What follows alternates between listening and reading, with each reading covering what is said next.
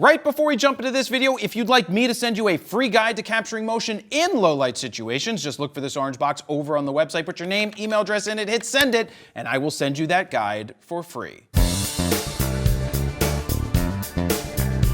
Jared Polin, FroKnowsPhoto.com, and this is going to be an unboxing and sniffy sniff, can't forget wind tunnel test, of the EOS R5 as well as the R6. Now, as you can see from the counter here, I have some other cool stuff. An 800mm f11 and a 600mm f11, along with a 2x converter and a 1.4x converter. So you can see this is a lot of gear that we're going to have to do real-world reviews of over the next couple of weeks, really. We don't want to rush anything out. We want to take our time and do the best job that we can do in most of the scenarios that we need to go into to try and give you the best of the best with honor, sir, that we possibly can give to you. But let's unbox the EOS R5 first, which means I'm putting the R6 on the floor, which means I'm going to put this up on the counter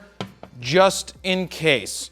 All right. So here's the box. This is the kit with the 24-105 F4L ISUSM. This is a full production model so that we aren't going to call it pre-production. We can actually review this bad boy. Inside of the box, we got USA and Canada only warranty card. You have the battery. Let's open the battery and see which version it is. It says LP E6NH.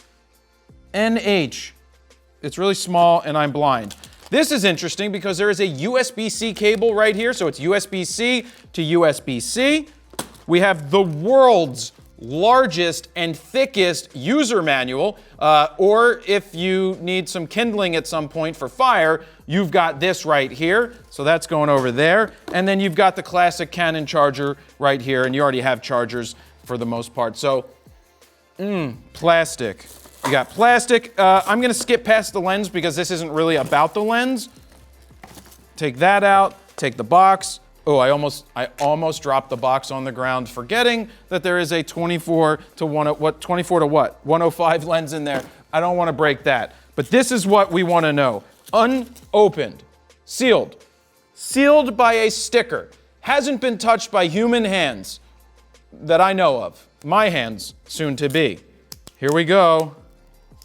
Fire extinguisher ready, just in case. Oh, ooh. Oh, what good sound. Oh, mesothelioma.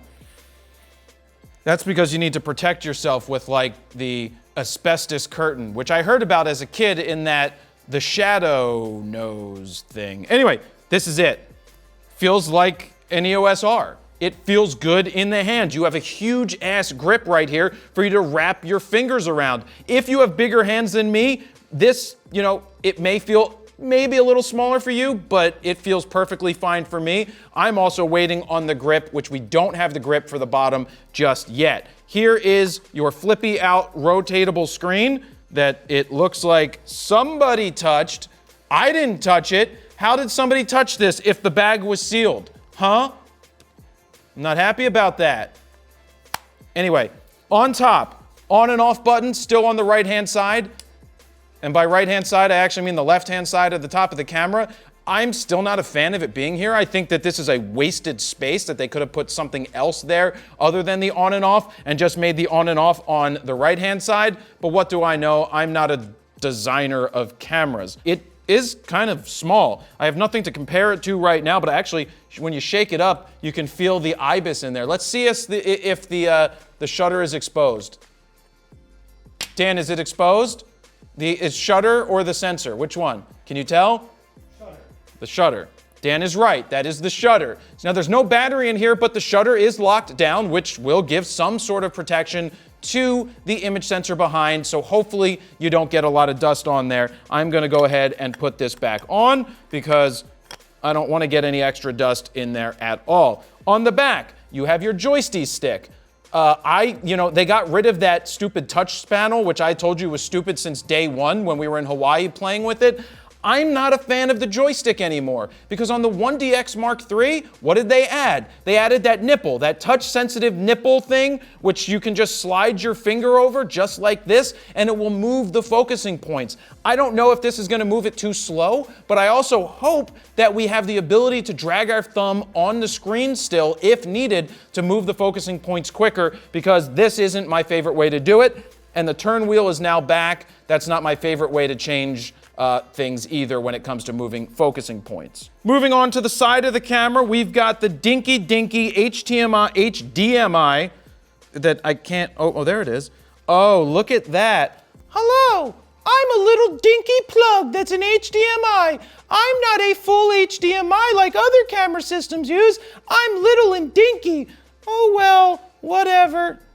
I wish it was not this little micro thing that's in here, because that is a pain in the ass. I'm pretty sure that that's the same thing that the A7R4 has, and it is a pain in the ass that it's so much smaller for what I use it for. Not everybody needs this unless you're exporting or recording to an external recorder. Let's keep going around the top. You've got your display up here. You still have your dial here, your dial here. Also in the back is going to control your shutter speed or your aperture. Front is shutter speed or aperture. I actually want to check out the side of the camera, see how they put in 2 card slots. And here's how they put in 2 card slots. You've got your SD card slot as well as your CF Express card slot. I think they could have probably put, you definitely could have put 2 CF Express card slots in there, but we'll have to see if it dumbs down my dual recording when it comes to shooting RAW. I like RAW to go to both cards. The reason is if something goes wrong, well, then I have one card with RAW and the other with RAW. I'm not a fan of overflow. Why would you shoot overflow?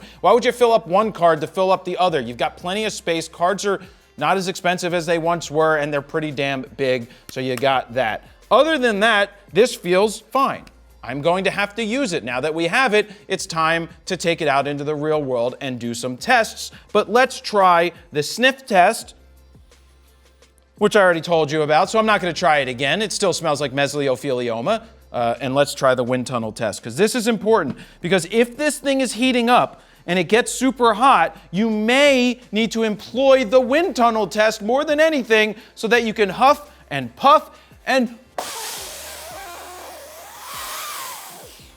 Did you see the temperature? The temperature just dropped by like 10 degrees. So I'm going to tell you right now that if it's overheating, just blow on it or get the fan behind me or use the RF fan kit. All right, we'll get this out of the way. Let's unbox and sniffy sniff the R6 quickly just to show you what's in this box. Let me cut in here real quick and let you know that the Super Huger Mega Camera giveaway is going on right now, where I'm going to give one of you the chance to win a camera and lenses valued up to $4,999. Now, it is completely free to enter, but if you purchase FroPack 1, FroPack 2, the bundle, or any of my video guides, or you already own them, you can score extra entries, but there is no purchase necessary in order to win. To get entered right now for free and to read the sweepstake rules, head on over to bit.ly/megafro2020. We're gonna skip past the same stuff because it is the same stuff with a big ass manual. I'll move that. And here we go with the R6. Then I'll give you some hands-on to tell you the differences between the two real fast. If you missed the spec video, the full-on spec video is linked down below so that you can hear all about the specs. This is just to give us a first impression. I mean, I don't recall any one with the sound like this. It's supposed to give you the first impression of the cameras, putting them in my hands. Wow. So one of the only differences you find here is that there is the command dial up top, not the command dial, but the mode dial is right up here. You have a flippy out rotatable screen. Thumbprints? Nope, no thumbprints. So that's over there. Card slots. 2 SD card slots. That's a bonus because, you know, they've been putting one in for the longest time.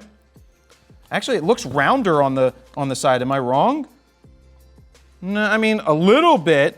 We're not going to do close-ups for this one unless Dan's shooting today because Steven's at the beach. But it's a little different shape, but the feel in the hands is super similar. It's very much like when you go from a Z50 to a Z6 or a Z7. They all feel about the same. So this is the R5, put it over here. This is the R6. It's hard to tell you that they feel very much different. I actually like the feel of the R6. My finger seems to wrap around it really well. Let's take off the front cap to see how it looks. Yep, the shutter's down in this one as well, protecting that sensor that is hiding behind there, but nothing is protecting the shutter from your fingering it. Do not finger the shutter in any camera ever. Save that for other things like picking your nose. Now let's give it a sniffy sniff.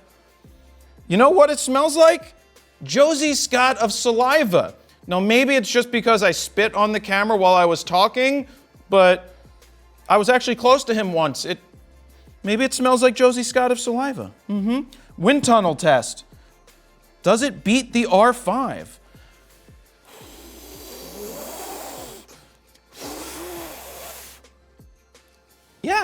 Yeah, man. The R6 beats the R5 in the wind tunnel test. What an insane conundrum you have now. Because if you were waiting to see what passed the wind tunnel versus the other, R5 loses to the R6. R6 is going to be better for wind tunnel all day. So here are your two cameras. Wow. It's hard to say which one is heavier and which one is not. They are very, very similar, and this video is to basically just unbox them, give you some first thoughts on them. We're gonna take them out into the real world, use them, put on the 600 f11, put on the 800 f11, try out the extenders. I think I'm gonna frequent the zoo a few days a week because there's gorillas outside playing, hopefully, because it's hotter, and hopefully I can photograph the bald eagles just sitting behind the fence with an 800 and then a 1600 f20 freaking 2, because 11 to 16 to 22. It's 1600 with a 2x converter. So if you want to pick up any of this gear, there's links down below that will take you to Alan's camera and also to Canon's web store. You can pick them up right there, whichever you decide you would like to do. But let me know what you would like to see tests of. Leave some comments down below. Don't forget to like, share, comment, and subscribe. And that is the unboxing and sniff tests of the EOS R5 as well as the R6. Thank you very much for watching. Jared Polin, FroKnowsPhoto.com. See ya.